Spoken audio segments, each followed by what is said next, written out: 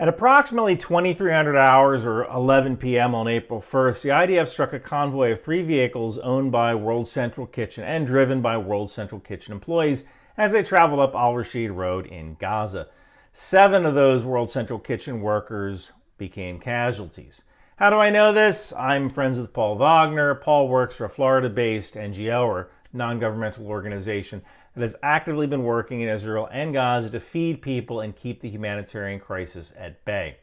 This particular NGO works with World Central Kitchen, providing relief supplies in some pretty austere conditions. The convoy was traveling from one warehouse in Deir al-Balah to another warehouse that was in the north, and that had just been leased by World Central Kitchen. They're going up Rashid Road. Now, I want to talk about deconfliction.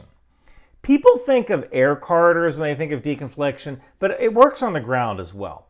Deconfliction is the process of reducing risk of friendly fire by notifying armies of the work location, activities, movement, and description of the humanitarian work that's going to be done.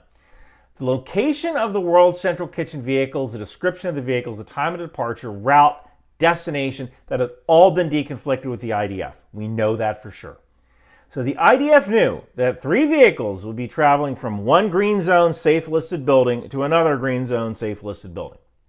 Now, the vehicles did have World Central Kitchen stickers on them, including the roof. However, it was approximately 2300 hours. That means it's dark. I don't know how well the Hermes 450 drone can actually see at night, but if you take a look at this Coast Guard video, you can't see any patches or any indicators of these fishermen that are getting rescued. So it is certainly possible that a drone or the drone operators could not see the World Central Kitchen logo on those particular vehicles.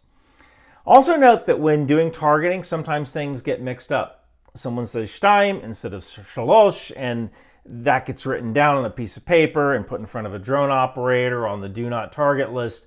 And when the drone operator sees 3 vehicles going from one location to another instead of 2 vehicles, that's how you get a hellfire through the window of a wrong vehicle.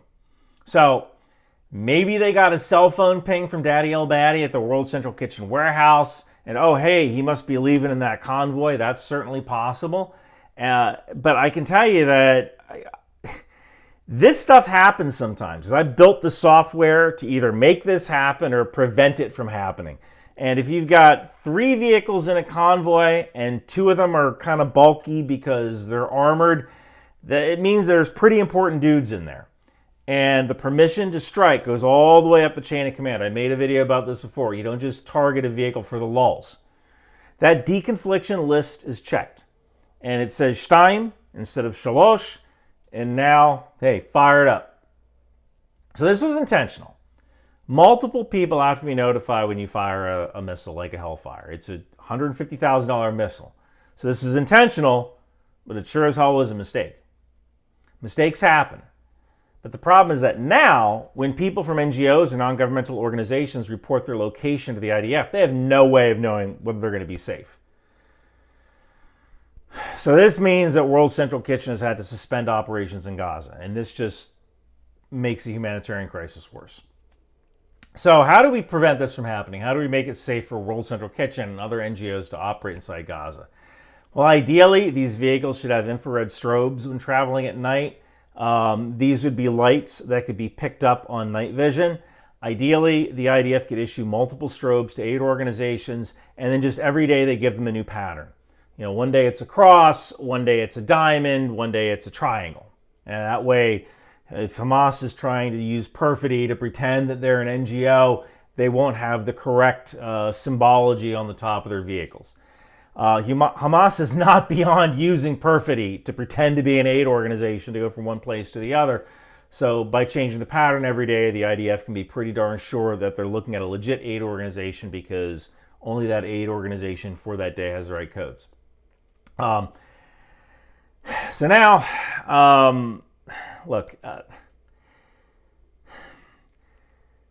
the IDF said that they're going to investigate this and they're going to do better. And that's great. I mean, doing better is great. And that works for Joey Swole in the gym. But you're about to turn the crew of a vehicle into hamburger helper. Doing better isn't good enough. You need to fix it, like now. Seriously. You've been doing Iyabasetter for 5 months. Iyabasetter isn't a plan. It's getting innocent people killed, and it needs to get fixed. Thank you for watching.